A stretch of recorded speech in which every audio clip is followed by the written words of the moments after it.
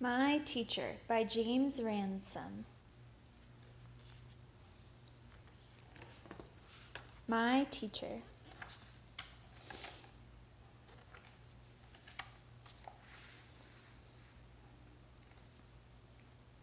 My teacher has been teaching at my school for a long time. Some people joke and say she was teaching before schools were even built. I know that's not true, but she did teach my mama and my grandmama.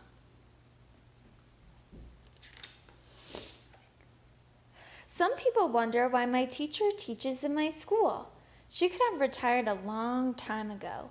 She could teach across town, where the sun always shines. Maybe I know why she keeps teaching here. My teacher calls us her writing bees because every morning we are busy with our journal writing. I love writing stories, especially about princesses who slay dragons to save the prince. My teacher says that I'm a good storyteller and that I should think about being an author when I grow up. My teacher loves for us to use our talents. Maybe that's why she keeps teaching.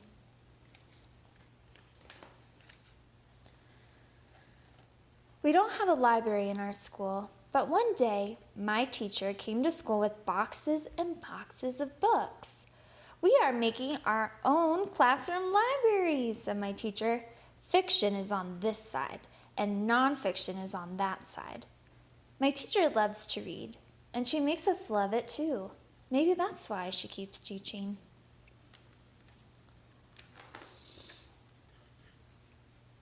The next day, my teacher was reading us a story about fathers when my friend Erin started crying. She said that her parents are getting a divorce. My teacher closed the book right away, and we began discussing different types of families. Later, she took out crayons and paper and asked us to draw family portraits. After we came back from lunch, everyone had to stand next to their drawing and tell us who was in their family. One boy had 2 uncles, an aunt, and 5 cousins living in his apartment. My teacher likes to talk about things that are important to us. Maybe that's why she keeps teaching.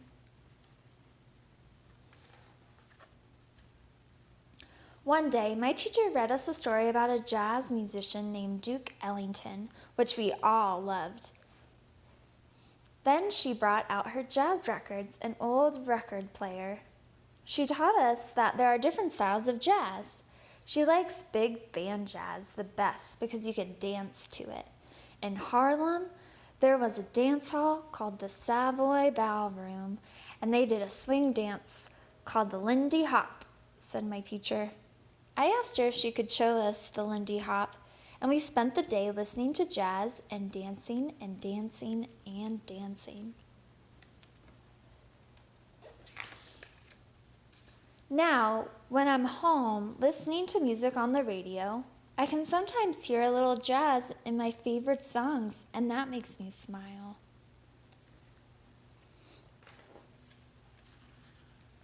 A few weeks before Thanksgiving, my teacher came to school with lots of empty cardboard boxes and a big bag of green pencils with white flowers.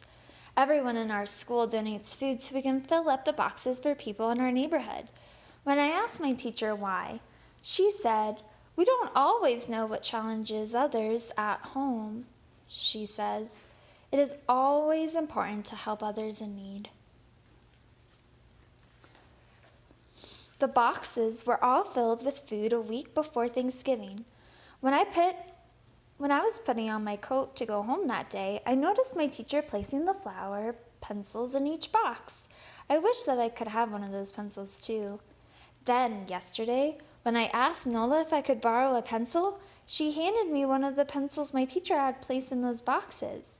I'm glad we could help Nola's family with our donation.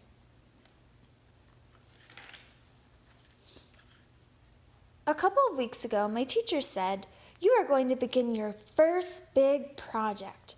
You'll write a report and draw a picture of someone from the nonfiction section of our class library.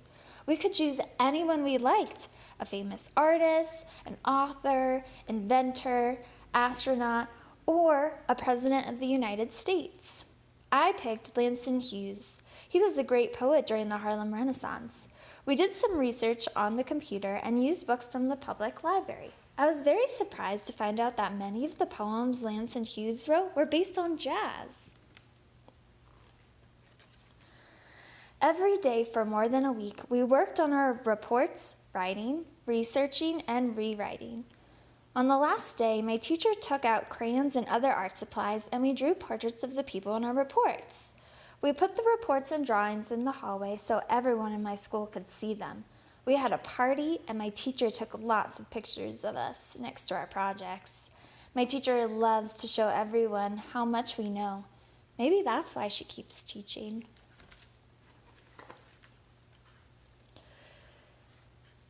If we finish all our work and we have time before the bell rings, my teacher tells us stories about the kids she once taught. There's a story of City Councilman Mr. Marino. When Mr. Marino was in my class, he looked a mess. His shirt was always wrinkled and hanging outside his pants, and those pants often had holes in them. Who would have imagined he'd be working at City Hall? Asked my teacher. And then there are stories about Annette Williams, who complained about being sick every day. If she didn't have a headache, she had a tummy ache or a rash, my teacher says. She spent more time in the nurse's office than in class. When I visit her in the office, I call her Dr. Williams.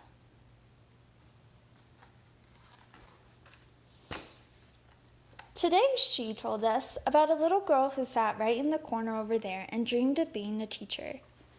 I raised my hand and asked, "What happened to her?" My teacher smiled and pointed at herself and said, "I was that little girl."